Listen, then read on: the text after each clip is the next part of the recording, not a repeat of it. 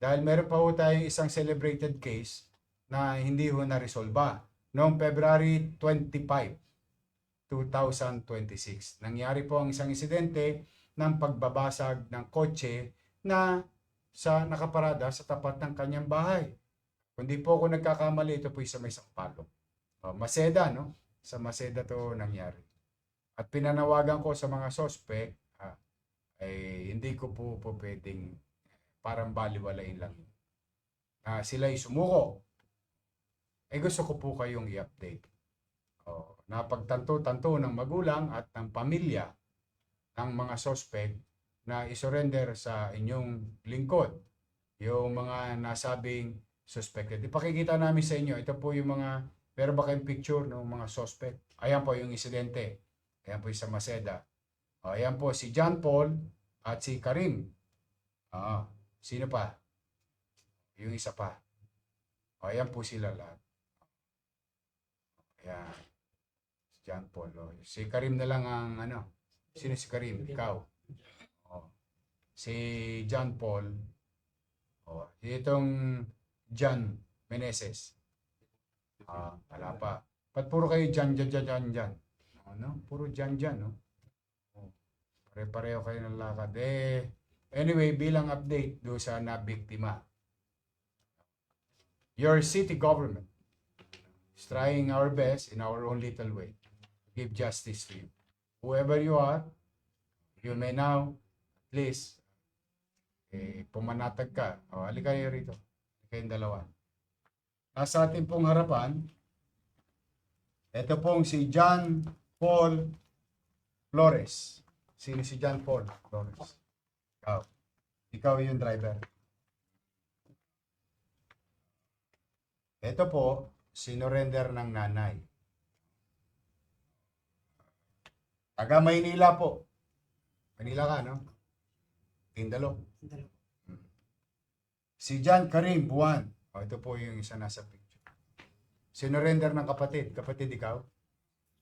Ito po dahil sa effort ni Kunsihal Awi Sia.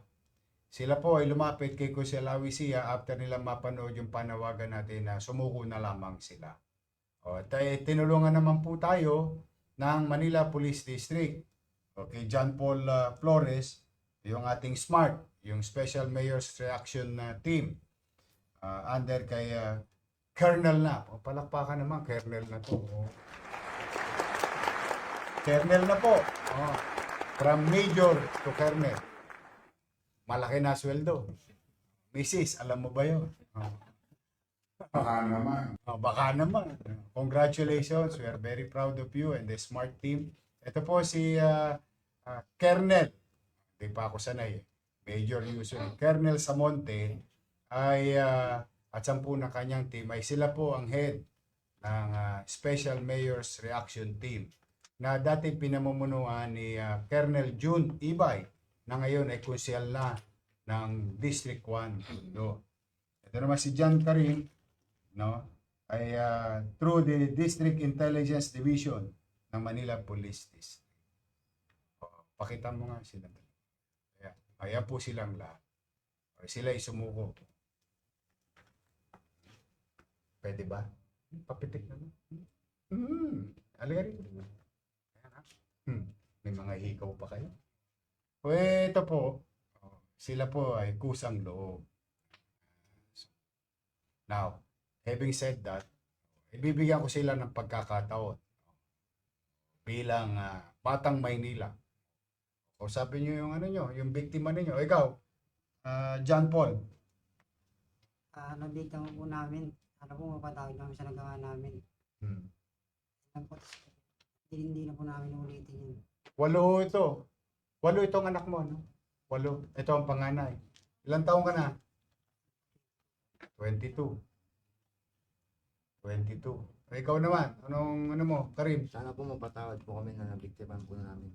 Wag akong kausapin mo, yun. Ayun, doon ka tumingin sa camera, baka nanonood yung na-biktima niya. Sana po mapatawad po kami. Hindi na po maulit. Sigurado ka? Sigurado kayo? Nakailan na kayo? Ang beses lang po. 3 beses. Gusto mong umapat? Kaya kayo alam niyo naman na may pit sa Maynila. Lalaki pa naman ang katawan ninyo. Ha? Hindi naman kayo tumotorotot. Eh, sigurado ka. Nay, ito ba bumabiyahe? Nagtotrompeta ba to? Ha? Chumochongke lang. Tujoy siya, tujoy. Tigilan nyo na yan. Pinipilit ko naman magbuti. Kaya lamang, hindi ko naman pwedeng kusintihin kayo sa ginagawa ninyo. May pananagutan ako sa taong bayan. Kayo, namaswerte kayo, may konsyal awisiya kayo. Nakatulad ko nakakaintindi sa katayuan ninyo. But at the same manner, hindi naman po pwedeng parang ikinikipit balikat ko lang yung pangyayari. Eh, talagang hahabulin namin kayo. Isang kasama ninyo, hindi pa sumusuko. O ikaw may probinsya ka pa. Ikaw rin, bahala ka. Nasa sa inyo yan. But mga kababayan, I just wanted to assure you in our own little way, your city government, it may not be a perfect government. Hindi po kami perfectong gobyerno. Pero we make sure na may gobyerno sa Maynila at mapapanagot ang mga nang-aabuso ng kapwa dito sa atin. Whether taga Maynila o hindi taga Maynila. Samang lupalop kayo, ikaw galing ka pa sa probinsya. O, di ba? Kita mo? Ano ba natodas nyo doon sa kotse? Ilang po, pang baby lang po. Pang-baby, diaper. Ano po? Daddy po tsaka mga gamit ng bata. Kita mo? Pagka inaalat ka nga naman. Pero yung nabasag yung kotse may halaga. Yung emotion, yung psychological effect doon sa mamamayan, yung pag-aalala at kapanatagan, winasak ninyo. Every mo, dede lang natira ninyo, napabgasos pa kayo sa probinsya. Kasi hinahanap pa kayo ng alagad ng batas. So, dede lang na disgrasya nyo. Useless, di ba? Na kayo ulit, sigurado kayo. Ito po. So, doon sa biktima, ang mangyayari po sa kanila ngayon, maki-case file na po ito. So, ano pong ibig sabihin? Titipahin mo ito, o i-case file. Tama ba ako, Pistol? Sa monte? Kukunin po ng information. Kukunan ng statement. O, ko kailangan pumunta. For the meantime, ibabalik namin sila sa kanilang pamilya. Nandito po, nasa likod ng camera, ang kanilang pamilya. At least makapaglalakad-lakad sila unless itong hindi ko kayang ipangako, mag-file ng kaso yung biktima. Pag nag-file ng kaso yun, huwag kayong tatakbo, magiging wanted naman kayo. Haharapin nyo yun. Tapos, may piyansa naman yun, di ba? Kung matutuluyan yung kaso, di magpiyansa kayo, mag-hearing kayo, malay ninyo, mapatawad kayo, o masoli nyo man lamang yung ginastos na perwisyong na ibigay ninyo sa, biktima ninyo. Di malinis ang pangalan ninyo, then may second life. Katulad ni ni Gasgas Kotse Gang. Di ba ngayon? May trabaho na siya. Dating tumutorotot yun, galing sa Hoyo. Bumalik sa lipunan, hindi makabalik. Dala ng may record. Tuwing nalalamang may kaso siya, tinatanggal siya sa trabaho. Napunta ngayon sa kalye, nagugas-ugas. Naburyong. Ginasgasan yung kotse dahil hindi siya binigyan. Hindi ba naman sira ulit kalahat, sarap konyatan. Pero, just the same, sabi ko nga sa inyo, kami nila Awisiya, mga lumaki rin kami sa, pare-pareho lang tayo ng lugar na kinalakihan. Habang naunawaan ko kayo, at pinipilit kong maging makatwiran, tandaan nyo lagi, may obligasyon ako sa taong bayan. Maswerte lang kayo na maswerte. May trabaho na yung loko. Sana nakumpleto niya na yung niya. Requirements niya. Taong gobyerno na siya ngayon. Kaya magbuti kayo. Maswerte kayo, Pasko ngayon. Hindi araw-araw Pasko, Minsan Pasko ng Marso, pero may Pasko sa Disyembre, pero hindi araw-araw Pasko. Yun na lang ipanalangin ninyo. Pero pag kayo dinimanda nung complainant, huwag kayo magtatago. wag kayong magtatago. Kasi lalabas sa record namin, kayo ma-i-issue ng warrant. Nakita nyo naman yung isa, di ba? Inikot yung buong Luzon. Ika-8 araw, saan napunta? Uli. Poyo, di ba? Tapos, mo, ilang araw ka nagtago sa probinsya? Mag-iisang buwan. Magkano gastos mo isang araw? 200, 16,000. Ang nakuha mo, dede. O, kita mo? Dede lang, gastos ka pa. Samantala ko nandito ko sa Tindalo. Panyanga-nyanga ka lang doon. Papasok ka sa basketball. Misa, baka may hanap buhay. Baka paghanap buhay ka pa. Chairman, thank you. Pinagmamalasakit kayo ng mga kapitbahay nyo. Pinagmamalasakit kayo ng nanay nyo. Ng kapatid nyo. Kaya pagmalasakit nyo rin na sarili nyo. 8 kayo magkakapatid. Ikaw ang panganay. May kambal ka. Hindi naman siya suspect. Baka naman umaming ka lang. Bakla, boss. Bakla. Ba't hindi... Minsan matatawa ka na lang talaga. Pero maswerte pa rin kayo na nagtino ang isipan ninyo at mahal kayo ng mga Ha? O yan po mga kababayan, ulitin ko, ito po ay case file. Now, doon sa biktima, I can only do so much. Hindi ko naman po pwedeng panghimasukan yung proseso ng hudikatura.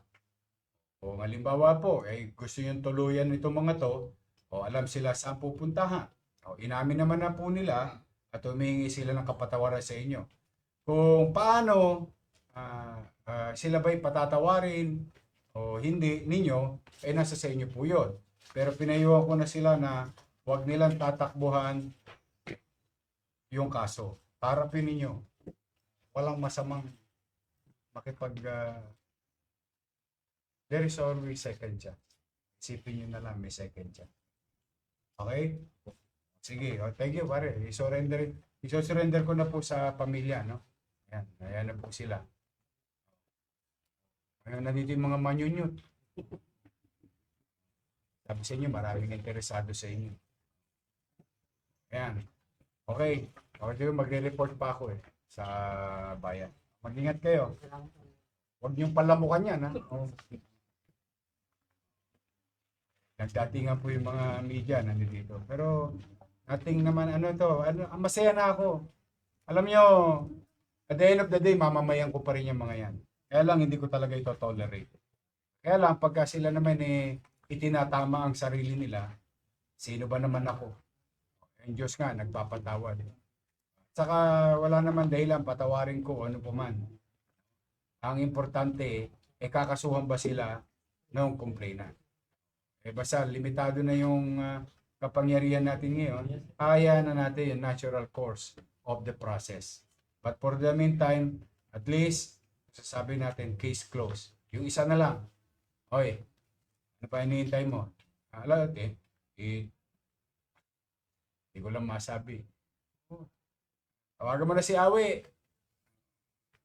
Pwede ka na doon. Ay, tingnan mo, may babalik siya sa pamilya niya. Okay? So muli, yan po mga kababayan, yung nangyari sa Maceda. Ulitin natin, pakita mo.